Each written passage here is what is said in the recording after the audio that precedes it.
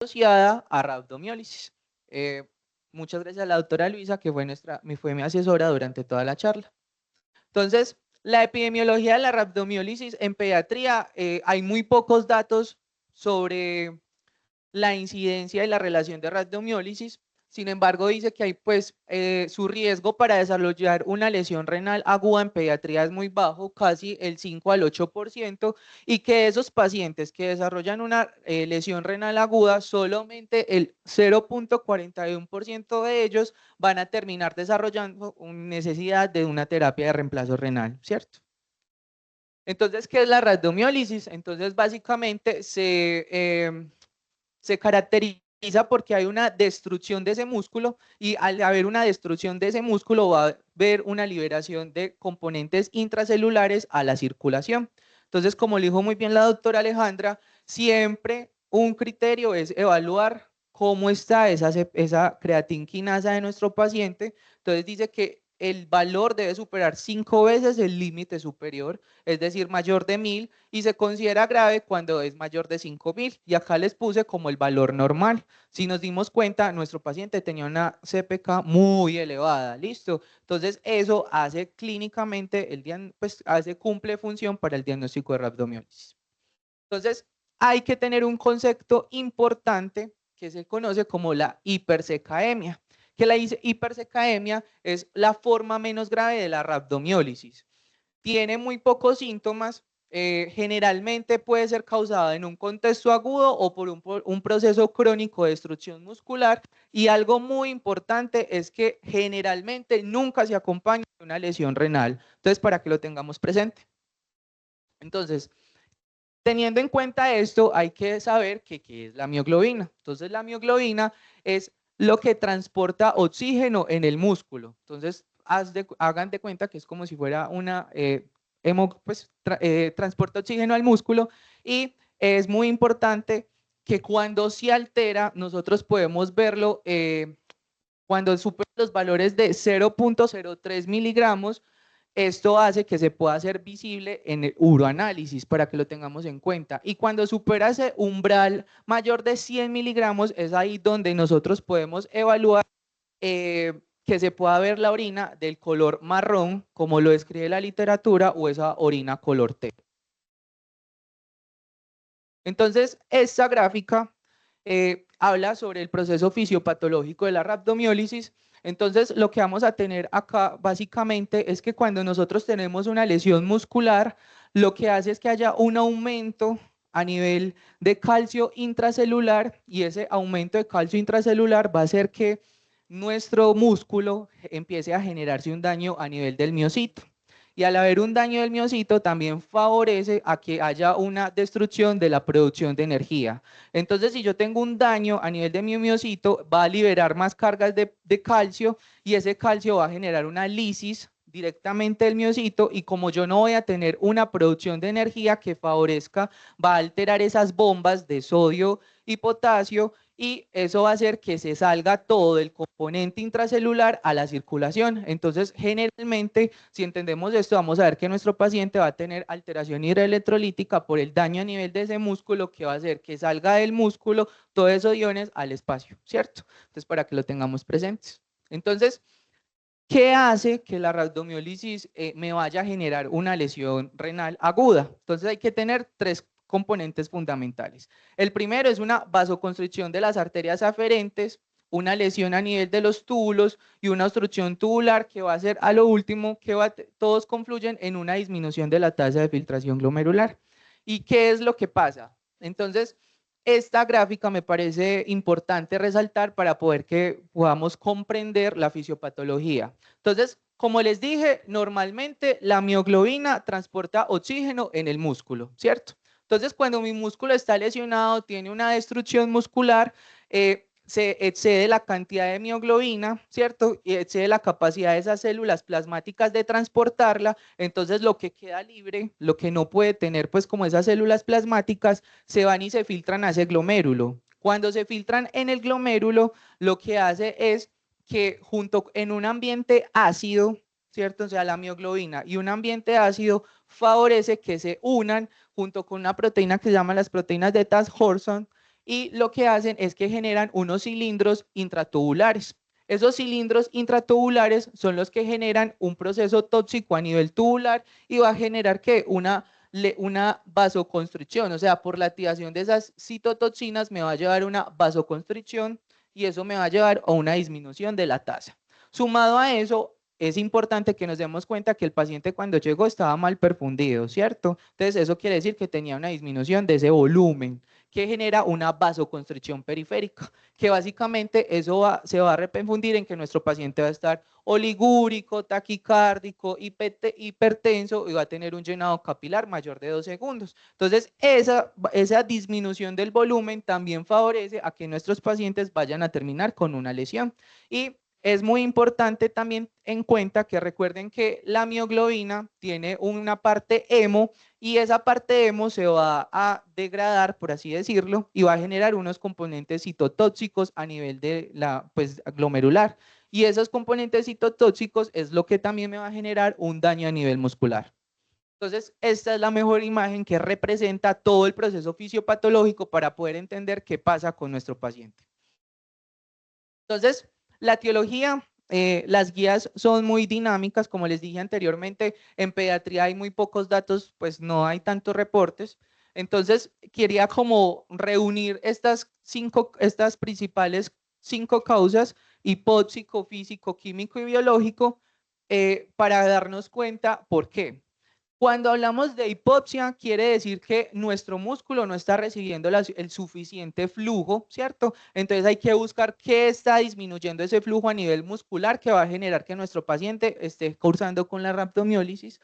A nivel físico, entonces hay causas que son directamente asociadas propias de nuestro cuerpo o factores externos. Entonces está asociado principalmente estos traumas a accidentes automovilísticos, pues, o accidentes de alto impacto que generen lesión muscular o el ejercicio extenuante. Sin embargo, cuando se habla de ejercicio extenuante, la gran mayoría de personas deben evaluar que hay un componente genético. No todas las personas que hagan sobreesfuerzo van a generar una lesión muscular. Tienen que tener un componente genético asociado.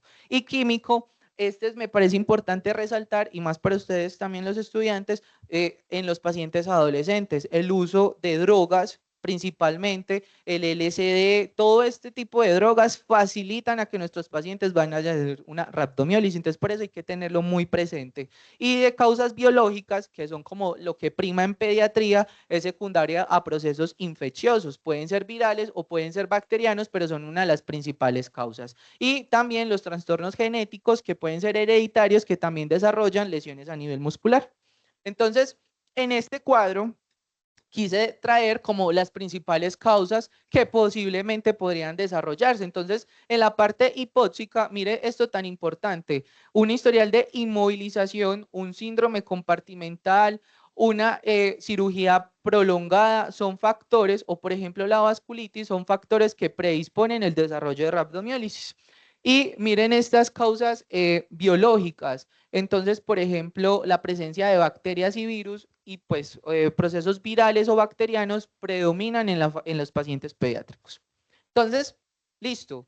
Queríamos saber, en pediatría hay muy pocos datos sobre la información de la etiología de que, pues en rhabdomiólisis. Entonces, este fue un estudio que se realizó en un hospital pediátrico de Hong Kong, fue publicado en el 2021, donde ellos querían recoger información y saber, listo, cuál es la etiología más frecuente de rhabdomiólisis en pediatría. Entonces, normalmente se había descrito que la causa número 1 era de causas virales, pero querían mirar cuáles eran esas causas virales, cuáles eran esos factores de riesgo que me condicionaban a que generaran una lesión renal o qué eran esos factores que los protegían. Entonces, ellos cogieron pacientes de 1 mes a 18 años que tenían rhabdomiólisis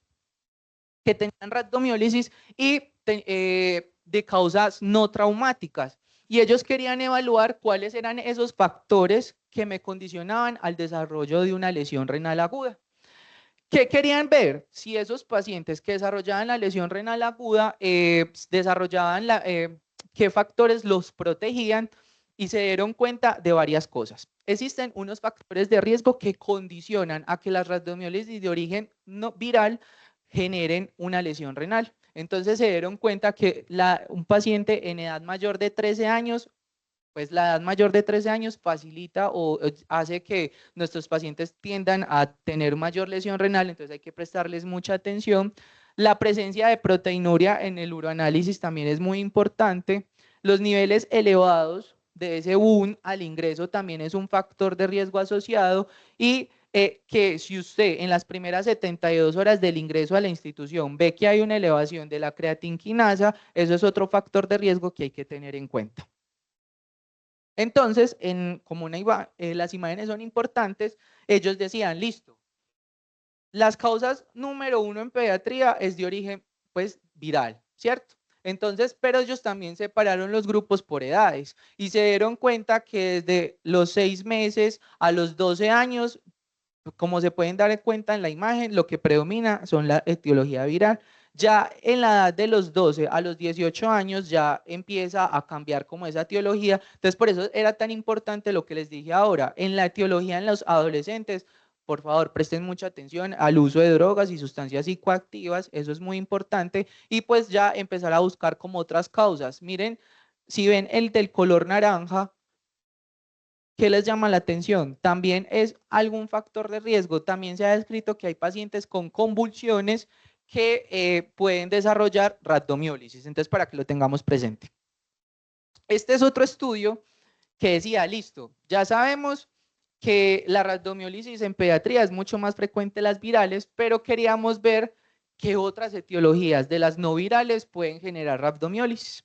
Entonces, ¿y cuáles de esas etiologías que no son virales me pueden llevar a una lesión renal aguda? Entonces, ellos también encontraron que, miren, vuelve y demuestran que una edad de 13 años es un factor de riesgo, o sea, ser adolescente. Ya ellos mostraron que si usted tenía una acidosis metabólica, también condicionaban al riesgo de esa lesión renal. Miren que en ellos también dicen que un uroanálisis alterado también es un factor de riesgo, pero acá miren lo que hablan de la oliguria y también importante es que ellos también llegan a la conclusión que los niveles elevados de CPK a las 72 horas de ingreso también hacen que sea un factor de riesgo. O sea, ellos básicamente reúnen la misma información que el artículo anterior, entonces prestémosle mucha atención. ¿Qué se dieron cuenta? Listo. Causas no traumáticas de rhabdomiólisis en pediatría y miren todas las otras etiologías frecuentes que se pueden presentar, donde la que más importancia clínica tenía era la de secundaria a sobreesfuerzo. Entonces, para que lo tengamos presente, ahora en la época de que las personas están como en la etapa fitness, ¿cierto? Entonces, prestemos mucha atención a eso. Miren esto de los medicamentos y fármacos. Y mire nuestro paciente, la sepsis. ¿Listo? Entonces, ¿cómo vamos a hacer esa evaluación clínica y diagnóstica? Entonces, nosotros primero debemos evaluar cuáles son esos factores de riesgo que tiene el paciente y hacer un reconocimiento rápido. ¿Por qué? Porque al hacer esta integración y este análisis, podemos evitar que nuestro paciente tenga complicaciones asociadas y evitar que llegue a desarrollar, pues que llegue a la terapia de reemplazo renal, ¿cierto? Entonces, clínicamente, la literatura describe que el 50% de los pacientes suelen ser asintomáticos o que presentan unos síntomas muy inespecíficos, pero simplemente a veces en otra literatura reporta que puede caracterizarse por una triada dada por debilidad, dolor muscular y una orina color té, algunas veces una orina color marrón, listo, y mire el porcentaje, o sea, no es que no sea frecuente, pero no es que siempre se vaya a presentar de esa manera. ¿Listo? Entonces recordemos que para que la orina se tome ese color debe superar más de 100 miligramos sobre decilitros. ¿Listo? Entonces, acá les traje como una imagen, pues como en este recuadro, porque hay que diferenciar la causa de rhabdomiólisis de origen de una necrosis masiva y asociada a daño renal, porque no siempre todas, recordemos lo que hablamos al principio, no todas las rhabdomiólisis me van a generar lesión renal. Acuérdese el término de la hipersecaemia, ¿listo? Entonces, normalmente vamos a empezar que nuestro paciente empezó con una necrosis masiva, se va a asociar con la presencia de mialgias, edema, rigidez, deshidratación o signos de hipovolemia, como inició nuestro paciente. Entonces, por eso es tan importante que lo tengan muy presente a la hora del ingreso. Y mire que la orina color T. el porcentaje no era tan elevado, mire, un 3.6%. Entonces, no siempre ustedes deben decir, no, es que encontré la orina así, no, entonces para que le presten atención, ¿listo? Y ya cuando ya se asocia a un daño renal, normalmente la literatura describe que son de 3 a 7 días después del inicio de la lesión muscular. Se va a caracterizar porque ya hay un trastorno, un trastorno hidroelectrolítico, elevación de los azoados y el paciente puede asociarse con oliguria. Entonces, teniendo en cuenta esto, ¿qué factores condicionan el desarrollo? Entonces, estos son los factores que más me van a condicionar a que nuestro paciente haga una rhabdomiólisis, un síndrome compartimental, y es que básicamente es que mi músculo está tan inflamado y tan edematizado que eso impide que haya un flujo sanguíneo adecuado a nivel muscular, y eso facilita que haya un aumento de la presión y me vaya a generar lo que conocemos como síndrome compartimental. Que haya compromiso de otros órganos. Evidentemente nuestro paciente ya tenía más de un órgano comprometido, ¿cierto? Entonces eso facilita a que vaya a desarrollar esta lesión. La coagulación vascular diseminada también es importante, si nos dimos cuenta esos tiempos cómo estaban de nuestro paciente, ¿cierto?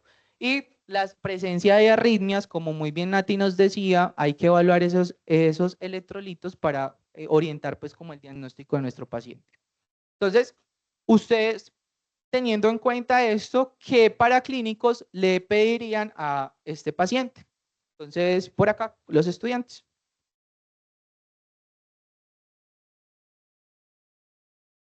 Buenos días.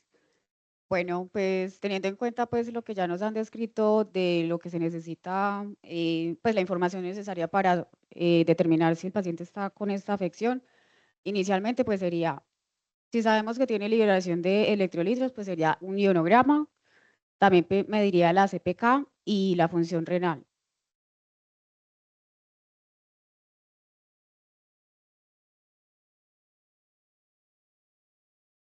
No sé, no sé. Recordemos, muy bien, muchas gracias, pero también recordemos que acá vamos a empezar desde cero, no teniendo en cuenta al paciente, ¿listo? Entonces, ustedes están enfrentando un paciente, llegó a urgencias, lo vieron con signos de inestabilidad, estaba chocado, empezamos el manejo, y pues lo primero, obviamente, pues ya con la revisión no vamos a pensar en rhabdomiólisis, ¿cierto? Pero empezar a mirar qué es lo básico que ustedes deberían pedir, o sea, ustedes están en su hospital de primer nivel y les llegó el paciente así, ¿qué le piden?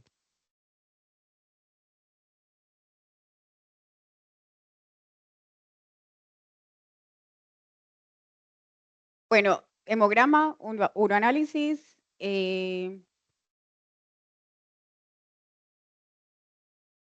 pero ionograma sí iría. PCR, creatinina y ah, las pruebas de función hepáticas, ASTLT, bilirrubinas y ya. ¿Qué?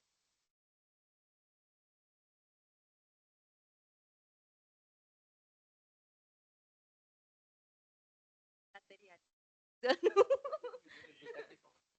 Ay, no.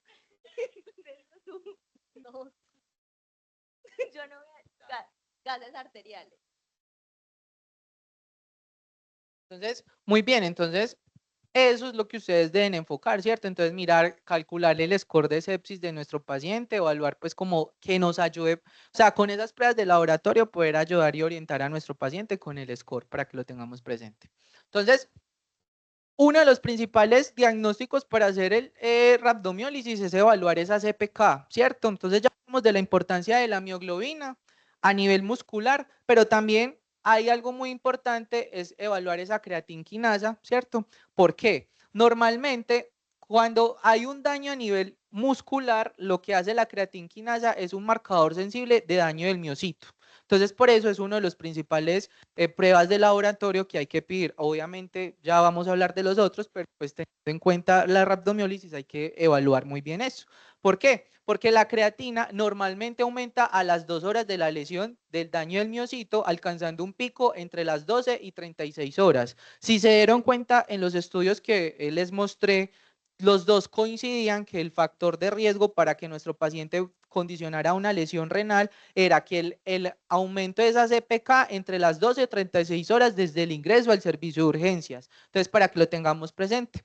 Ahora ustedes dicen, listo, si en la fisiopatología la mioglobina cumple un papel importante, pero acá les quise traer esta imagen representativa. La mioglobina aumenta mucho más rápido que la CPK.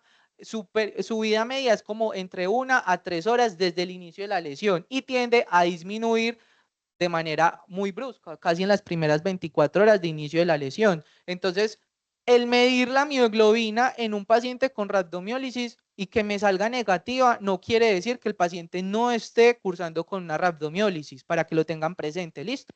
Porque, por ejemplo, si yo hago el diagnóstico de rhabdomiólisis, como nos dimos cuenta en la diapositiva anterior, que es de 3 a 7, que normalmente puede generar ese daño muscular de 3 hasta 7 días, ¿cierto? Entonces, si yo hago un diagnóstico tardío y mido una mioglobina y me sale normal, eso no me va a descartar el diagnóstico, ¿listo? Por eso traje esta imagen para que lo tuvieran presente. Entonces, entre la analítica que debemos hacerles a nuestros pacientes, entonces, obviamente la evaluación de la creatina, muy creatinquinasa, también evaluar la presencia del potasio. Entonces, miren, si nos damos cuenta en el recuadro, acá les puse como los valores que hay que prestar mucha atención en nuestros pacientes. Entonces, recordemos que si yo tengo una destrucción muscular, voy a saber que pasen esos iones pues del intracelular al espacio, ¿cierto? Entonces, para que lo tengamos presente. Entonces, el potasio es uno de los marcadores que me asocian a mayor daño muscular y alteración de esa función renal. Entonces, por eso es tan importante medirlo. Y miren, ese fósforo también es importante, ¿listo? Ese fósforo también me habla que hay un daño a nivel muscular y que se está alterando esa función renal, ¿listo? También es importante evaluar el calcio. Normalmente nuestros pacientes tienen una hipocalcemia, ¿listo? Y ya nos dimos cuenta por qué en la fisiopatología. El aumento de ese calcio intracelular favorece esa lesión del miocito, entonces ese calcio se está acumulando para que lo tengamos presente.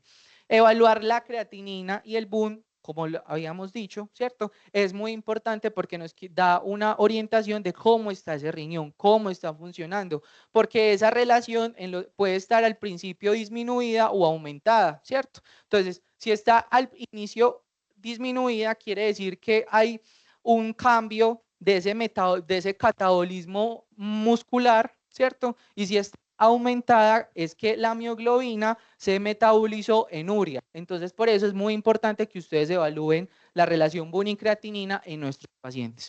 También es importante evaluar ese anion gap, ¿cierto? Entonces recordemos que nuestros pacientes, si nos dimos cuenta en los factores de riesgo, ellos hacen una acidosis, ¿cierto? Entonces, ese anion gap habla de que hay mayor destrucción muscular porque se está liberando fósforo y productos que condicionan a que aumenten ese anión. También es importante, como les dije anteriormente, listo, miren si su paciente es un adolescente, el uso de sustancias psicoactivas, entonces piden tóxicos, listo, es muy importante. Y me pareció también importante hablar del FENA, listo, porque eso nos puede ayudar a orientar en la evolución de nuestro paciente. Entonces, recordemos, si yo estoy hipovolémico, si yo tengo una pobre, pues estoy hipovolémico, es muy importante evaluar esa vasoconstricción periférica. Entonces, que se va a traducir en lo que ya hemos hablado en los síntomas de nuestro paciente. Entonces, va a tener una FENA pues menor del 1%. En cambio, si ya está mayor, está elevada, quiere decir que ya hay un daño a nivel pues, de esos túbulos, entonces hay que evaluar esto en nuestros pacientes. También el uroanálisis, porque es importante. Entonces ya nos damos cuenta que no hay rhabdomiólisis sin mioglobinuria, ¿cierto? Listo. Pero que no todas las rhabdomiólisis van a hacer que la mioglobina visible.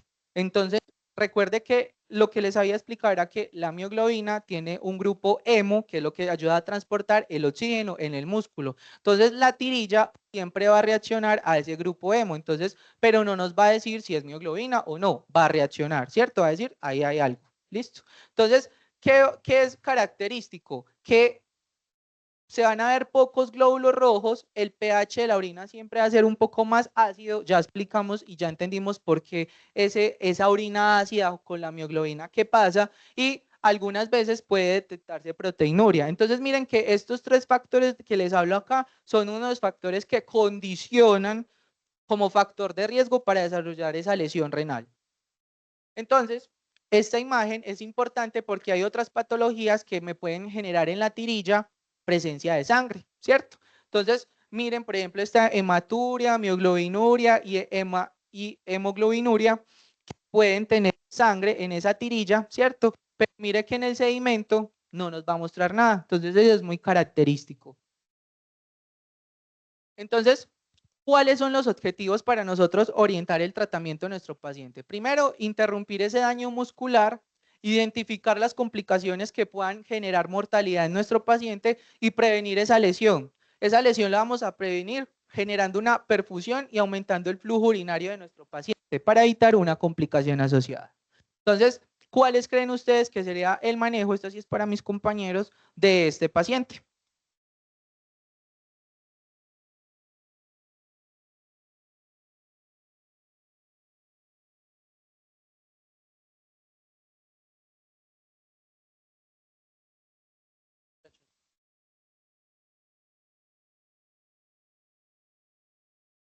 Listo. ¿Alguno de los R3, por favor?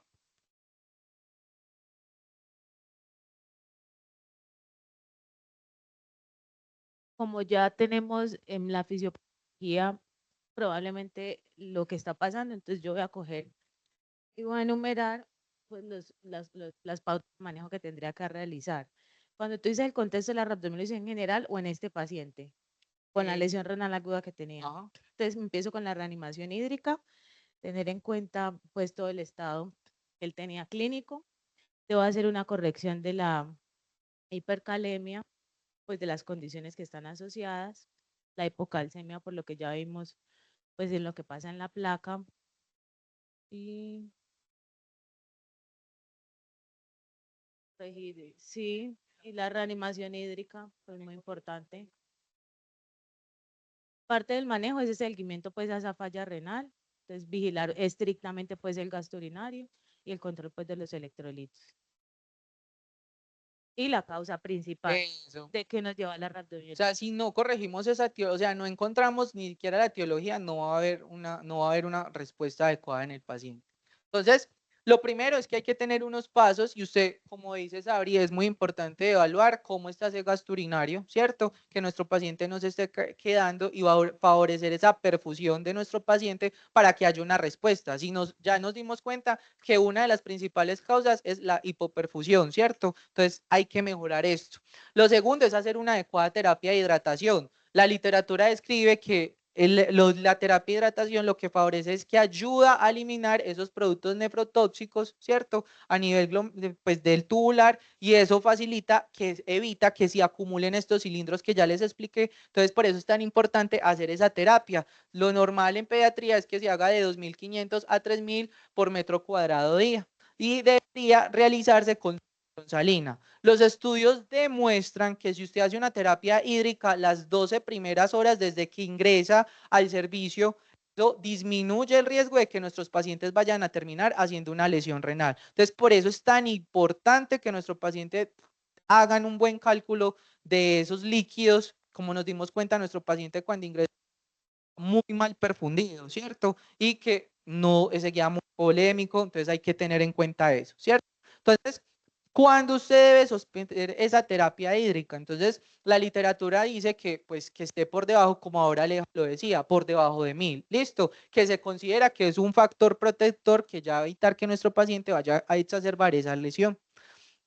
También el tercer paso es corregir los trastornos hidroelectrolíticos, ¿cierto? Entonces, la literatura dice que usted, pues ya sabemos la causa de esa hipocalcemia o la causa de esa hipercalemia. Entonces, mirar si nuestro paciente tiene una hipocalcemia, mirar solamente si es una hipocalcemia sintomática, dado por cambios en el electrocardiograma o que clínicamente nuestro paciente pueda presentar convulsión, ¿cierto? Y ya esa hipercalcemia usted debe evaluar, como lo habíamos dicho anteriormente, listo. Hay que pedir un electrocardiograma, mirar cómo está ese electrocardiograma, si necesito hacer una medida inminente en mi paciente o permite evaluar otras características. Entonces, Para el manejo de la hipercalemia, entonces ya nos dimos cuenta que un potasio mayor a 6 es un factor de riesgo para hacer alteraciones en ese electrocardiograma, ¿cierto? Entonces se va a caracterizar porque va a tener ondas T picudas, una prolongación del PR y un core S ancho. Entonces usted como maniobra inicial, si ya tiene cambios en ese electrocardiograma, lo que utilizaría era el de calcio. Listo, que básicamente quiero que eso a los estudiantes les quede claro, era que lo que hace el medicamento no es que me vaya a disminuir el potasio, él me va a estabilizar la membrana de ese miocito, disminuyendo esa excitabilidad y eso va a aumentar esa pues esa contracción muscular. Listo, entonces no es una medida crónica, sino en contexto agudo del paciente. Listo. ¿Qué es importante? Mi paciente ya le tomé un electrocardiograma, no salió ninguna alteración, pero yo necesito, pues, bajar ese pues, corregir ese trastorno. Entonces, ¿usted cómo puede hacer? Con redistribución del potasio. Usted lo puede hacer con agonistas beta-2 e infusión de insulina y destrozo. Entonces, ahí les dejé las dosis, pues, cómo se deberían hacer para redistribuirlo y cómo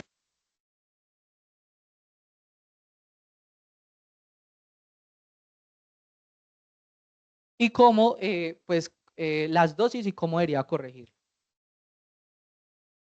Y pues ya hablamos, listo, en la fisiopatología nos dimos cuenta que un ambiente ácido facilita a la producción de esos, pues que generen esos cilindros introtubulares. Entonces es muy importante y acá quiero dejar algo importante, es que cuando usted está haciendo la infusión de esos líquidos en el paciente, siempre debe ir combinado con bicarbonato. ¿Listo? Para que lo tengan presente.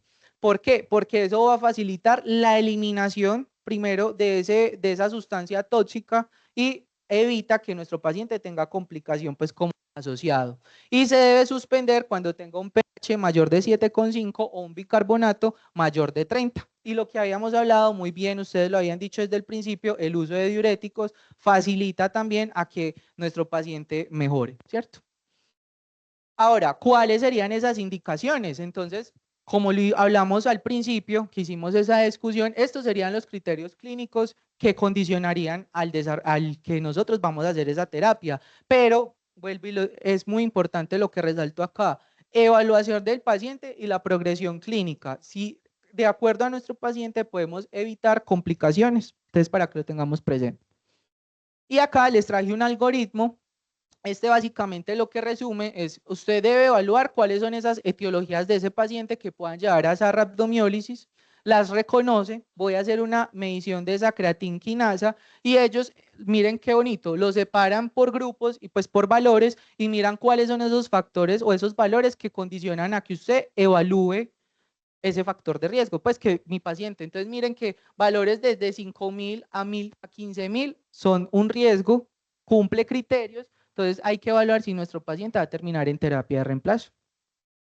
Entonces, como conclusiones, básicamente el pronóstico de una lesión renal aguda asociada a rhabdomiólisis en pediatría es muy bajo, pero se puede presentar, entonces para que lo tengamos presentes. La reanimación con líquidos es muy importante, ya entendimos por qué, y básicamente la etiología en pediatría lo que predomina es la de tipo viral, pero es muy importante que nos llevemos la idea que a pesar de que sea viral, hay un porcentaje de un 4,2% que van a terminar en lesión renal. Entonces, no quedarnos que nuestro paciente está haciendo, por ejemplo, una miositis y no vamos a evaluar esos factores de riesgo y se va a complicar. Entonces, por favor, para que lo tengamos presente. Muchas gracias.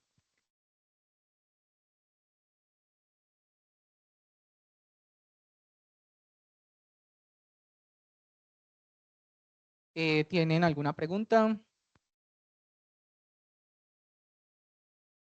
Yo tengo una duda respecto al caso clínico porque finalmente, bueno, de pronto faltaron datos que de pronto no nos dijiste bien, o pues no los nombraste por cuestiones de tiempo probablemente también, pero era definir definitivamente la causa de esa lesión renal aguda, o mejor dicho, de esa rhabdomiólisis de ese paciente fue el origen de todo o fue porque puede ser también que haya desarrollado esa rhabdomiólisis a partir de a partir del shock séptico en el que se encontraba ese paciente, ¿cierto? Pero pudo haber sido el origen, esa rhabdomiólisis de todo lo demás, ¿sí? Teniendo en cuenta pues que el origen, pues una de las etiologías principales es una infección viral, y que pueda de pronto llevar a desencadenar todo estos eventos, no sé si de pronto se supo algo de eso o definitivamente no.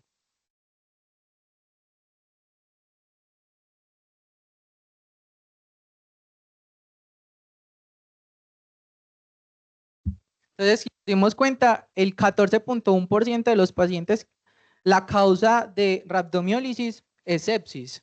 Entonces, a nuestro paciente lo que muy posiblemente llevó a que desencadenara todo este cuadro clínico era nuestro paciente séptico. ¿Listo? Entonces, porque hubo mayor compromiso a nivel muscular y llegó pues como a las complicaciones. No, porque recordemos que para usted llegar a rhabdomiólisis tuvo que haber tenido alguna noxa anterior que me llevara. La de él fue la sepsis.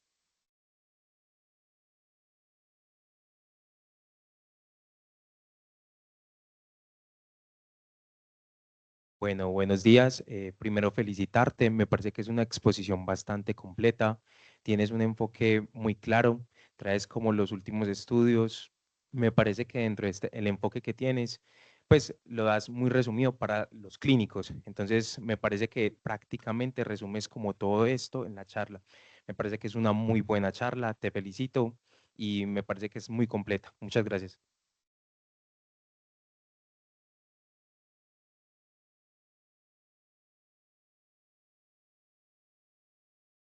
Bueno, con respecto a lo que Andrés preguntaba, en este contexto definitivamente la rhabdomiólisis es una consecuencia, no específicamente de la sepsis, sino de la isquemia tan grave que tuvo este paciente, que obviamente es secundaria a todo su choque séptico y todo lo demás, pero digamos que había una etiología muy clara de su sepsis y de todo su disfunción orgánica, que era una peritonitis, una sepsis de origen abdominal.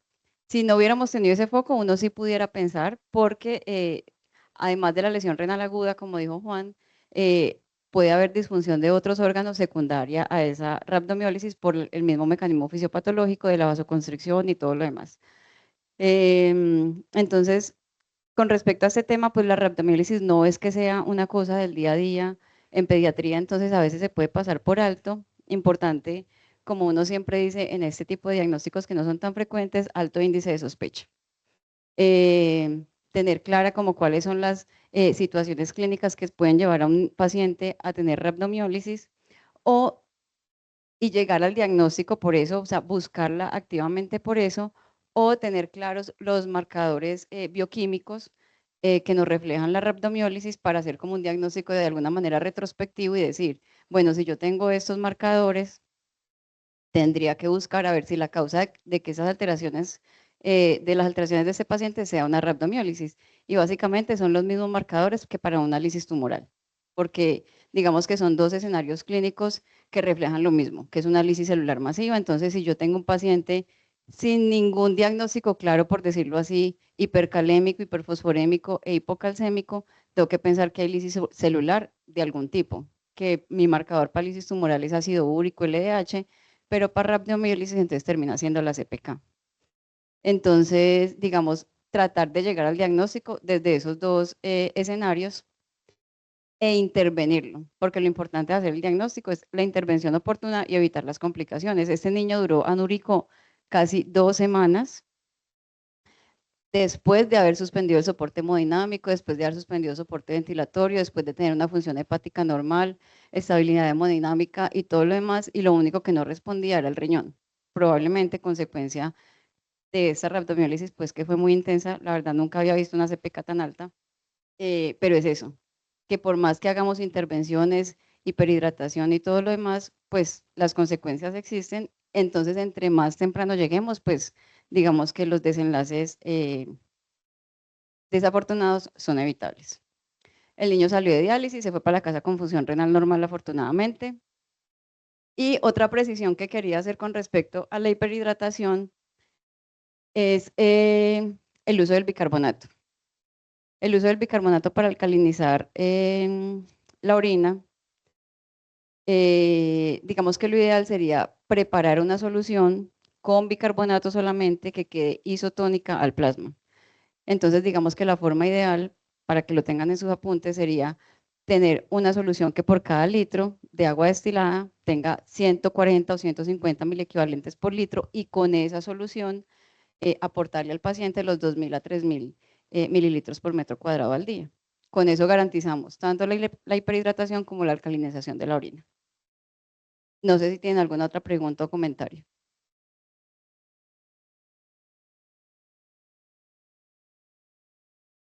Bueno, muchas gracias. Espero que hayan entendido mucho el tema. ¿Tienen algún otro aporte?